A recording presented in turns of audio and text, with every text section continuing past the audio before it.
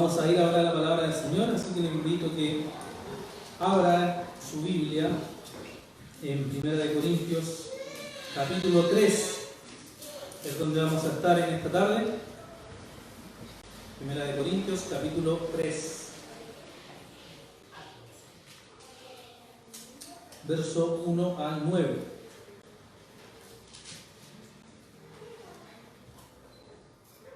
Voy a leer en la versión Reina Valera Contemporánea. Y dice así la palabra de Dios: Hermanos, yo no pude hablarles como a personas espirituales, sino como a gente carnal, como a niños en Cristo. Les di a beber leche, pues no eran capaces de asimilar alimento sólido, ni lo son todavía. Pues aún son gente carnal, pues mientras haya entre ustedes celos, contiendas y divisiones, serán gente carnal y vivirán según criterios humanos. Y es que cuando alguien dice yo ciertamente soy de Pablo y el otro yo soy de Apolos, ¿acaso no son gente carnal? Después de todo, ¿quién es Pablo y quién es Apolo?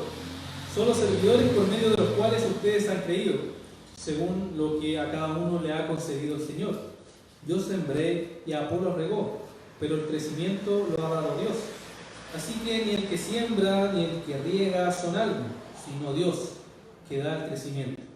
Y tanto el que siembra como el que riega son iguales, aunque cada uno recibirá su recompensa conforme a su labor.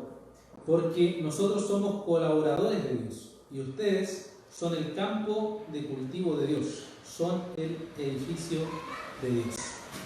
Oremos al Señor.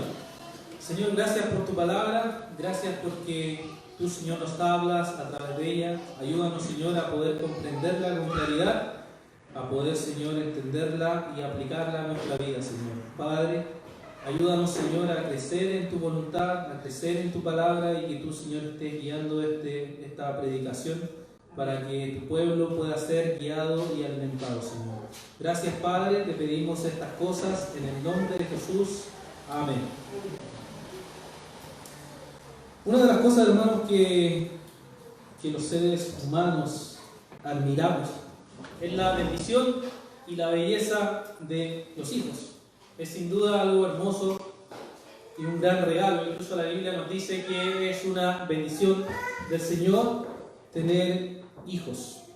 Pero a la vez está también en los niños la naturaleza pecaminosa. Son pequeños que uno ve muy hermosos, pero a la vez son pecadores, y podemos ver en ellos la manifestación desde muy pequeños con las rabietas que son conocidas quizás para los que somos padres, o si hemos simplemente observado en la calle en las rabietas o quizás las desobediencias que los niños pueden mostrar o pueden enfrentar. Como ustedes saben, yo soy padre de Maite, que anda por ahí, y he podido ver eso, ¿no? Simplemente algo tan sencillo como ver su belleza, pero a la vez ver también la rebelión que es parte del corazón, que es parte de la naturaleza pecaminosa que habita en todos los seres humanos. Desde que nacemos, la Escritura nos dice que hemos nacido en pecado, y eso incluye también, por supuesto, a los niños. Y la Biblia usa la ilustración de los niños, ya sea en forma positiva o también en forma negativa. La usa en forma positiva cuando Jesús enseña a los discípulos a decirles que tienen que ser y comportarse o volverse niños. Recordarán, eso está en Mateo capítulo 18, verso 3, donde el Señor está respondiéndole a la pregunta de los discípulos y le está mostrando de que ellos quieren ser mayores, y le está preguntando y diciendo: Señor, ¿quién es el mayor en el reino de los cielos? Y Jesús trae a un niño y lo pone al medio, y nos dice el Señor ahí: si ustedes no cambian y se vuelven como niños, no entrarán en el reino de los cielos.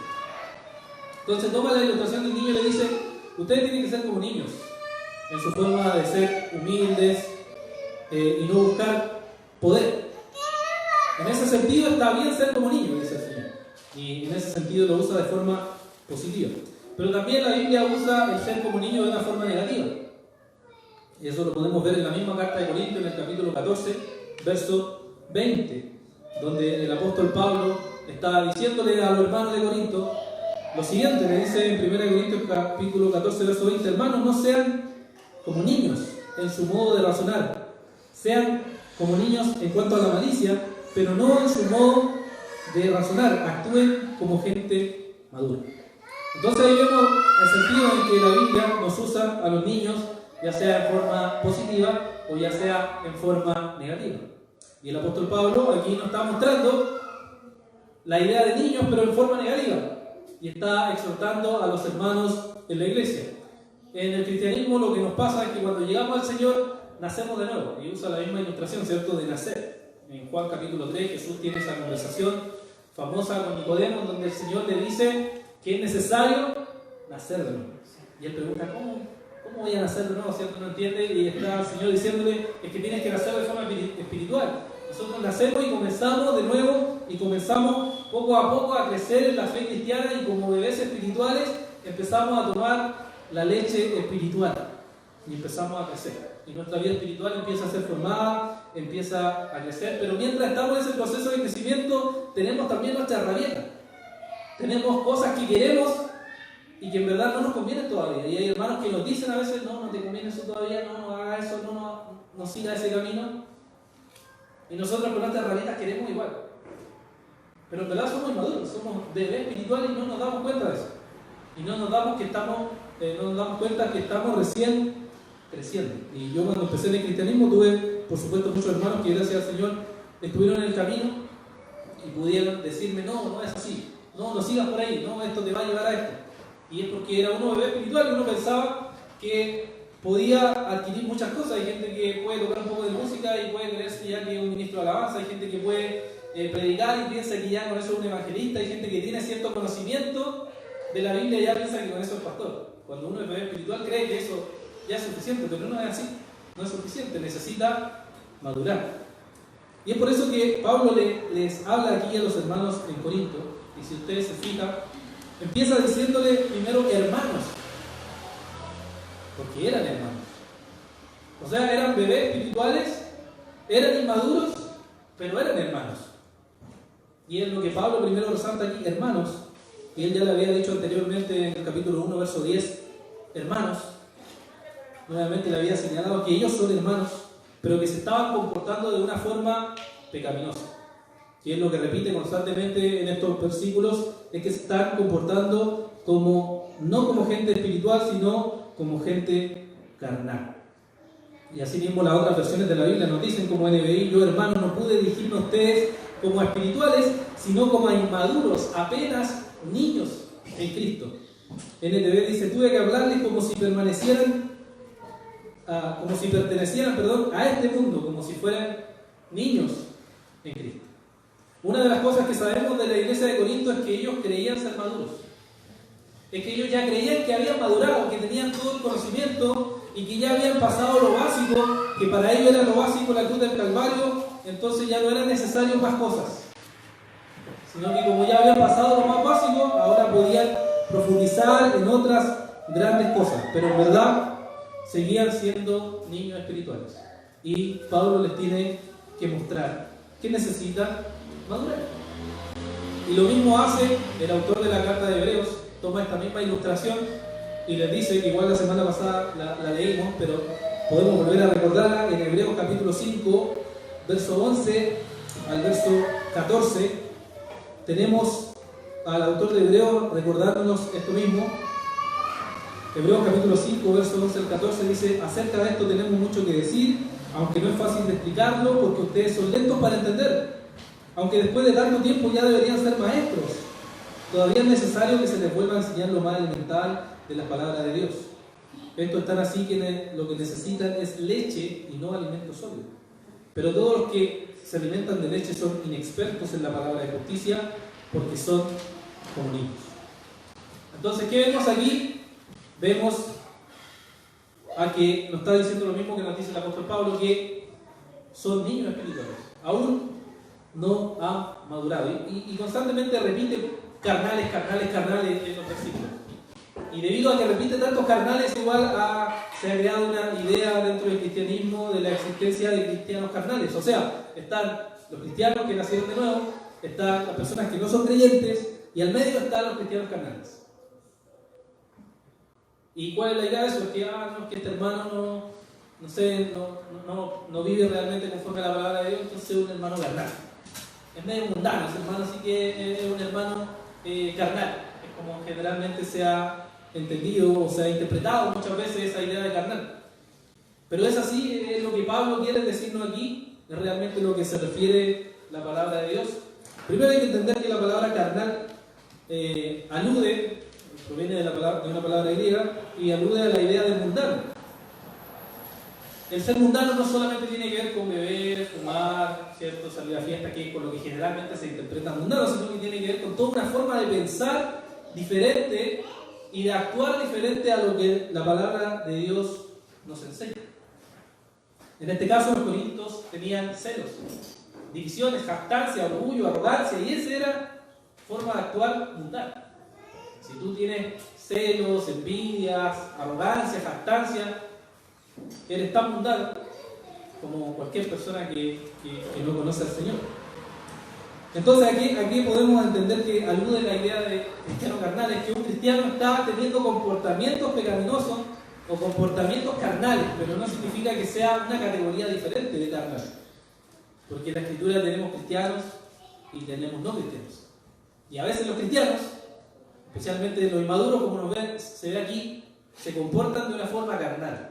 Pero no es que sea una categoría ser cristiano carnal, sino que simplemente se comportan de una forma pecaminosa, que no es conforme a la voluntad de Dios. ¿Y cuáles son las evidencias de que estos hermanos se estaban comportando de esa forma? Lo podemos ver en el versículo 3, en donde nos da alguna evidencia de esta forma de comportarse, donde dice que ellos tienen celos, contiendas y divisiones. Esas son formas carnales de comportarse, formas pecaminosas de comportarse dentro de la comunidad de creyentes. Pablo ya había dicho en el capítulo 1, versos 10 al 11, si uno retrocede un poco y lo ve, Pablo ya había dicho que dentro de la iglesia había divisiones y contiendas. Dentro de esta iglesia de Corinto había eso. Pero aquí agrega celos, que es algo más que agrega a lo que había dentro de la iglesia de Corinto. Había muchos problemas y ese era un problema más que se sumaba. La palabra celo, por supuesto, también se puede usar en forma positiva y en forma negativa. ¿Cómo se usa en forma positiva? Por ejemplo, en 2 Corintios capítulo 11, verso 2. 2 Corintios capítulo 11, verso 2. Tenemos al apóstol diciendo lo siguiente. Dice, el celo que muestro por ustedes proviene de Dios. Ustedes son una doncella pura, o lo que he comprometido en matrimonio con un solo esposo que es Cristo. O sea, el celo que él tiene, dice, proviene de Dios. El deseo de cuidarlos, de protegerlos, de guiarlos en el Señor es un celo santo, un celo que Dios le ha puesto en el corazón. Y en ese sentido es un celo bueno. Porque, por ejemplo, si alguno de ustedes estuviera desviando del camino del Señor, es normal que yo tenga el celo de decirle, ¿saben qué? No, está bien eso. No se vayan por ahí. Está mal el camino que están tomando. Porque hay un deseo de proteger, un deseo de cuidar, un deseo de tomar a la persona y decirle, ven, caminemos por aquí, no por allá. Eso es un celo que el apóstol Pablo está ilustrando. Pero también se usa de forma negativa, de forma que describe varios pecados. En 2 Corintios capítulo 12, verso 20, muestra que aquí hay un celo, obviamente pecaminoso. Dice 2 Corintios capítulo 12, verso 20, mucho me temo que cuando lleguen no los encuentre como quisiera encontrarlos y que tampoco ustedes me encuentren así. Me temo que entre ustedes hay pleitos, envidias, enojos, divisiones, calumnias, chismes, insolencias y desórdenes. Y aquí, cierto, hay una envidia, o hay un enojo, hay un celo, como traducen otras versiones, pecaminoso. En donde yo quisiera y tengo cierta envidia por ciertas cosas, y entonces celo eso de esa persona. Y esa es una idea pecaminosa. Y eso cae o se describe en la idea de ser frutos de la carne. Son frutos de la carne que Gálatas capítulo 5 describe con una lista enorme de pecados, que son los frutos de la carne pecaminosa. Y esta reprensión, o esta enseñanza, o estos versos que nos muestra la palabra de Dios, son tan relevantes para Corinto, o para la iglesia de Corinto, como lo son para nosotros hoy. Y hay muchas cosas que podríamos sacar o extraer de estas enseñanzas para nosotros en la actualidad. Y también podemos pensar, ¿cómo es realmente entonces un cristiano maduro? ¿Cómo podríamos reconocer a un cristiano maduro? ¿Cuáles serían sus evidencias? ¿Cuáles serían las características de un cristiano que está creciendo, que está madurando, que está dejando de tomar leche, sino que está avanzando, creciendo en la madurez o en la estatura en Cristo Jesús? Lo primero que podríamos decir, y que está en estos versículos muy evidentemente, es que un cristiano que realmente está creciendo, está madurando, es un cristiano que no se comporta como un niño, sino que se comporta como un adulto. Eso es lo primero que uno puede sacar al ver esto. ¿Y a qué se refiere esto? Bueno, ya dijimos que los niños tienen pataletas. Pero en el mundo espiritual, los cristianos que están recién nacidos de nuevo, también tienen sus pataletas. También tienen su momento en el cual quieren hacer cosas que la Biblia dice no. No quieren considerar los consejos que le dicen. Y eso finalmente es comportarse como un niño. Es simplemente ignorar lo que la Biblia, lo que la palabra de Dios nos dice. O han visto seguramente a los niños cuando tienen su juguete, ¿cierto? Y viene otro niño y le empieza a tomar su juguete. ¿Qué pasa? Hay conflicto, ¿no? Hay pelea ahí, se agarran. Y es porque son niños y uno lo entiende. Y en el mundo espiritual, de la misma manera, porque son niños espiritualmente, ¿cierto? Tienen su juguete y no quieren que le toquen su juguete. O pueden ir caminando por todos lados diciendo, miren esto, miren lo que yo tengo, miren lo que yo sé. O se pueden transmitir el conocimiento, miren el conocimiento que yo sé, miren mis capacidades, miren lo que yo soy. Y es por eso que una de las cosas muy naturales del corazón humano cuando alguien se convierte en de servir natural, pero muchas veces está confundido con orgullo o vanagloria o jactancia. Y uno no lo reconoce. No reconoce inmediatamente que es así, pero está ahí. Por eso, cuando vemos los requisitos de pastor o de anciano, la palabra de Dios dice, ¿se acuerdan? Uno de los últimos es que nos sea nuevo.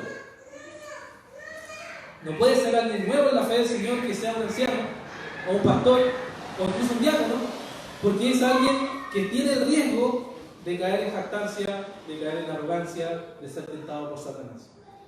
Porque no se va a dar cuenta en su propio corazón, en su propia mente, que no está haciendo las cosas para el Señor, sino que lo está haciendo para reconocimiento de otras personas. Puede decir que lo hace para la gloria de Dios, pero que enfrente dentro de él, en su propio interior, que esté enfrentando el conflicto de querer ser reconocido, sin decirlo, es finalmente demostrar que aún es alguien inmaduro. Es darse cuenta que aún necesita tomar leche espiritual.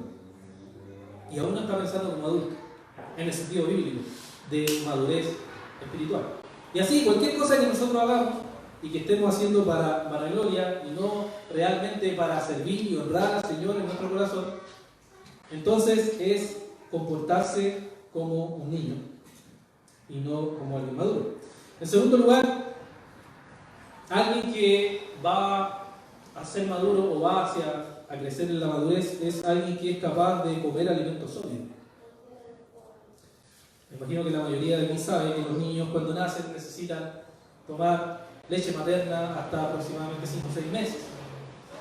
Y luego el alimento sólido, ¿cierto? Se va preparando el organismo para recibirlo. Y todo eso porque el Señor va preparando, así preparó el cuerpo de todos los seres humanos, de los bebés y que van creciendo en el Señor. Lo mismo pasa en el mundo espiritual. Cuando uno empieza en el Señor, lo que necesita en primer lugar es recibir el alimento o la leche para que se alimente. Los primeros meses necesita leche para ser firme. Y luego su organismo se va desarrollando para poder comer ese alimento sólido.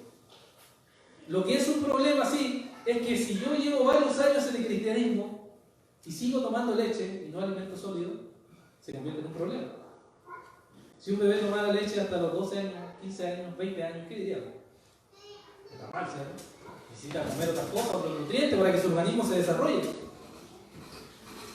Si hay cristianos que llevan 20 años, 30 años en la fe y no pueden masticar algunas cosas más difíciles, hay un problema. Si tú llevas muchos años en el cristianismo y no puedes masticar cosas sólidas, hay un problema, hermanos. Y hay que pensar y reflexionar sobre eso, en por qué pasa, por qué sucede eso. Un cristiano que ha pasado 10 años en la iglesia y no es capaz de explicarle el evangelio a otra persona, es un problema. Un cristiano que lleva 20 años en la iglesia y no es capaz de discipular a otra persona, es un problema. Un cristiano que lleva 30 años en la iglesia y no conoce su Biblia, es un problema. Y eso hay que admitir que es un problema. Y hay que admitir que dentro del cristianismo actual es un problema. Tenemos muchos bebés espirituales, mucha gente inmadura y poca gente sólida en la fe. Y cuando hablo de sólida no me refiero solamente a conocimiento, me refiero a práctica coherente con lo que uno dice creer también. Y fíjense que el cristianismo es el único lugar donde se permite eso. Porque ¿qué pasaría si conocemos a una persona que lleva 10 años como médico, 20 años como médico, 30 años como médico, como abogado, como cualquier cosa, o como educador, y uno le pregunta algo y no sabe? ¿Qué pensaría usted de esa persona? ¿Qué ha aprendido todos estos años? Lleva tantos años y no ha aprendido nada. Y sería una vergüenza, ¿no? Pero como iglesia parece que podemos permitir eso. Y no nos parece grave. Pero en las profesiones de las personas que desarrollan, es grave pensar que una persona lleve 30 años haciendo algo y no haya aprendido nada y no haya crecido nada en todo ese tiempo. Sería algo escandaloso, pero para nosotros parece que no es algo escandaloso. Por tanto, eso es una persona que está comiendo alimento sólido. Y en tercer lugar, una persona que se ve realmente, o podemos ver que realmente tiene frutos de madurez o está creciendo en la madurez, es alguien que vive una vida espiritual real y no aparenta. Es fácil aparentar, hermanos. Es fácil venir solamente el día domingo, sentarse a escuchar y ser fiel al domingo. Es fácil hacer eso. Pero lo realmente difícil es vivir una vida cristiana genuina, real y coherente con lo que uno afirma, creer.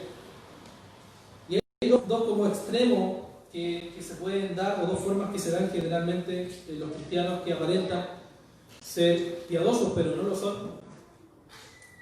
La primera es ese cristiano que no ora, no lee su Biblia, no se congrega mucho en los días domingos, pero cuando se junta con otros hermanos y otros hermanos hablan de otras cosas que no es la Biblia, se enoja, porque no hablan cosas espirituales. Sin embargo, no hay una vida realmente coherente. Detrás de ese enojo no hay realmente una vida de práctica cotidiana de la fe, sino que es simplemente pura apariencia. Y el otro extremo, o la otra forma, es el cristiano que sí lee, que empieza su vida espiritual, que sí busca del Señor, que sí estudia la palabra de Dios. Y entonces, ¿qué pasa en él? Se cree superior a los demás. Cuando lo que debería provocar el buscar del Señor es que yo me humille más y que yo me sienta más humilde, más quebrantado y más humillado y sea mucho más paciente con los hermanos. Entonces, esas dos formas se manifiestan y son simplemente eso: apariencia de piedad. Y uno puede saber mucho de muchas cosas, repetir muchas cosas y ver muchas prédicas, pero finalmente puede ser todo eso una apariencia de piedad y no ser una vida cristiana real. Y esos son extremos o evidencias que muestran que realmente mi corazón aún sigue siendo inmaduro y aún no estoy creciendo en la gracia de Dios. Y esta inmadurez que tenían los hermanos de Corinto no era solamente con ellos, sino que además se proyectaba hacia los líderes de la iglesia. Ellos tenían una cierta idea o una cierta noción hacia los líderes de la iglesia. Y es que ellos pensaban que Pablo y Apolos eran grandes personas que tenían que ellos seguirlos, que tenían que identificarse con ellos y no con Jesucristo. Por eso, desde el verso 4 al verso 8, ahí en 1 Corintios capítulo 3, vemos que están los servidores del reino de Dios. Y lo que hacen los hermanos de Corinto es pensar que ellos son muy especiales, y por eso Pablo hace preguntas retóricas. Las preguntas retóricas son preguntas que generalmente van a tener alguna respuesta, no o sí. Y él les dice, Después de todo, ¿quién es Pablo y quién es Apolo? ¿Acaso no son gente carnal, está diciendo ellos? ¿Quién es Pablo y quién es Apolo? La respuesta es nadie. No son nada más que servidores. Esa es la respuesta. Los retóricos griegos, o la filosofía humana que ellos seguían, tenía la idea de que el alumno era una especie de esclavo y por tanto tenía que seguir ciegamente a su maestro. Y como los corintios habían creído esa filosofía, al final ellos pensaban que el cristianismo funcionaba igual. Que el maestro tenía que ser exaltado como lo máximo. Este maestro es lo mejor. Y por tanto tenemos que alabarlo, tenemos que bendecirlo, que es como una especie de Dios al cual tienen que seguir. Pero los corintios habían olvidado que el Señor había enseñado que el cristianismo no es lo mismo. No es igual que el mundo. El cristianismo es diferente en todos los sentidos al mundo. Y una de las cosas que enseñó Jesús cuando los apóstoles buscaban el poder, buscaban que Dios los pusiera a uno a la izquierda y al otro a la derecha cuando estaban discutiendo los discípulos sobre eso, Jesús hizo una enseñanza donde dijo que así no funciona el reino de los cielos. Y recordará conmigo, si quiere acompañarme, en Mateo capítulo 20, versos 25 al 28, donde el Señor dijo estas palabras para enseñar que no es lo mismo seguir a Cristo y seguir su camino que lo que el mundo cree. Mateo capítulo 20, versos 25 al 28. Después de la discusión que tienen, dice: entonces Jesús los llamó y les dijo: como ustedes saben, los gobernadores de las naciones las dominan y los poderosos les imponen su autoridad. Pero entre ustedes no debe ser así. Más bien, aquel de ustedes que quiera hacerse grande será su servidor, y aquel de ustedes que desea ser el primero será su esclavo. Imiten al Hijo del Hombre, que no vino a ser servido, sino para servir y dar su vida en rescate por muchos. Nosotros como cristianos creemos que lo que hacemos nosotros cada domingo, lo que hacemos nosotros en nuestra vida cotidiana, todo lo que hacemos es porque somos servidores del único Maestro, del único Rey al cual nosotros le servimos, que es Cristo. No lo hacemos por los pastores, no lo hacemos por los hermanos. Por supuesto, la gente recibe ese beneficio y es parte de servir al prójimo, pero el fin primero es Cristo, es la gloria de Dios, es extender el Evangelio del Señor. Por eso la respuesta que Pablo da aquí, para ellos que pensaban que eran gran cosa los apóstoles, es solo servidores. ¿Quiénes son Pablo y quiénes son Apolos? Solo servidores por medio de los cuales ustedes han creído. Nosotros somos el instrumento de Dios por el cual ustedes han llegado al Evangelio. Y eso es todo. No hay ninguna otra cosa en la cual podamos jactar. Y Pablo quiere aclarar eso para que ellos no crean que son una categoría superior espiritual. Y aquí hemos enfatizado en otras ocasiones lo mismo: los pastores no somos una esfera espiritual más alta, sino que todos estamos delante del Señor. No tienen que confesar los pecados conmigo, sino que tienen que hacerlo con Cristo. Por supuesto, hay cosas que se les puede ayudar, se les puede guiar cuando necesitan orientación a partir de la palabra de Dios. Pero ustedes se arrodillan, oran y tienen acceso al reino, tienen acceso a Cristo, tienen acceso a su presencia inmediatamente. Y es porque todos somos servidores del Señor. Y Pablo añade aún también diciendo: porque según lo que a cada uno le concedió el Señor. El Señor repartió dones como Él quiere, y a cada uno se le dio un trabajo dentro del reino del Señor, en el cual tienen que desarrollarlo. Y Pablo, para tratar de ilustrar esta idea, lo que hace es tomar una ilustración o una analogía agrícola de la época, una analogía del trabajo de la tierra. Y comienza diciendo, ¿cierto? Ahí dice: yo sembré, Apolo regó, pero el crecimiento lo da el Señor. O sea, toma esta analogía en donde muestra y dice: cuando está el amo de la tierra, ¿cierto? Y le dice: ok, tú haces esto, tú haces aquello. Entonces Pablo lo que hacía era sembrar, Apolo era el que regaba, pero quien da el crecimiento finalmente es Dios. Pablo había predicado la palabra de Dios, se había esforzado en recorrer toda Asia y Europa de la época para predicar y plantar iglesias.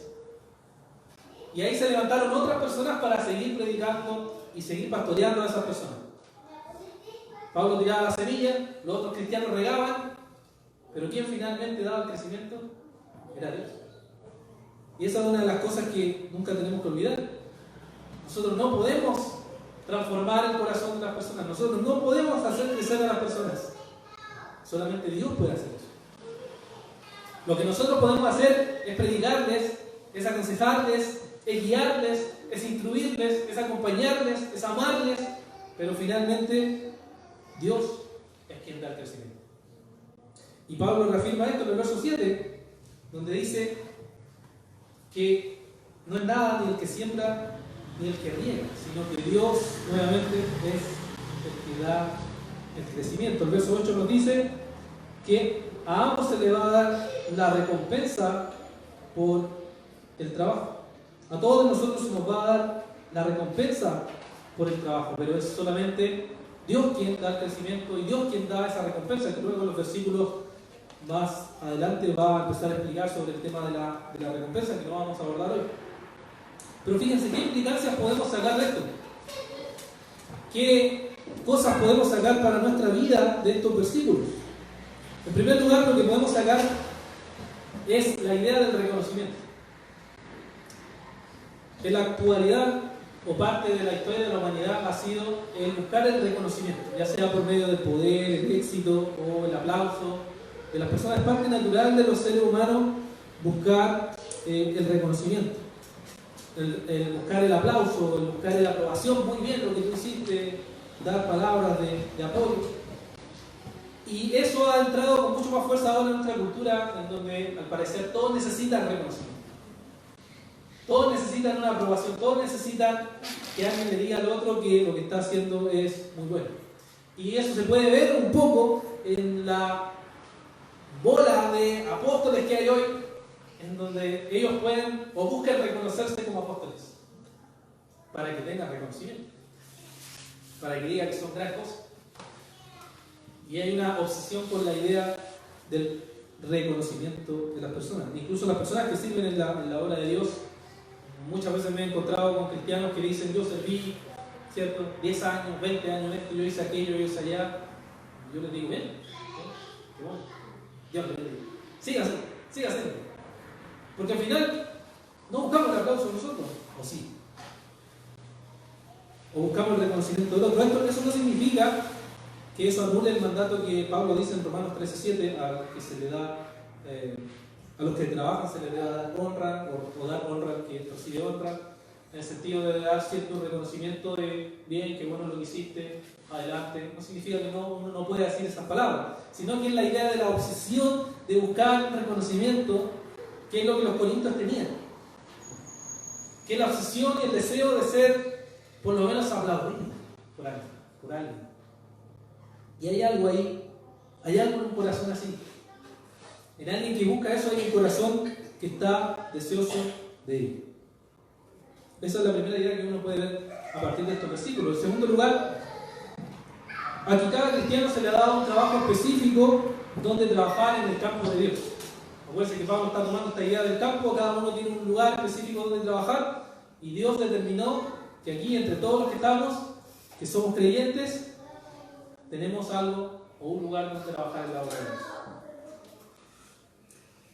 Pablo, cuando enfrenta a los corintios en el tema de las lenguas, ellos pensaban que el único don era hablar en lengua y profetizar. Eran los únicos dones que la gente podía tener. Y Pablo confronta esta idea a través de la carta de Corinto y le dice que no es así, están equivocados. Y hace preguntas retóricas para que ellos piensen. Ahí en el capítulo 12, versos 29 y 30, le hace preguntas como: ¿son todos apóstoles? ¿Son todos profetas? ¿Son todos maestros? ¿Todos hacen milagros? ¿Todos hacen señales? ¿Todos profetizan?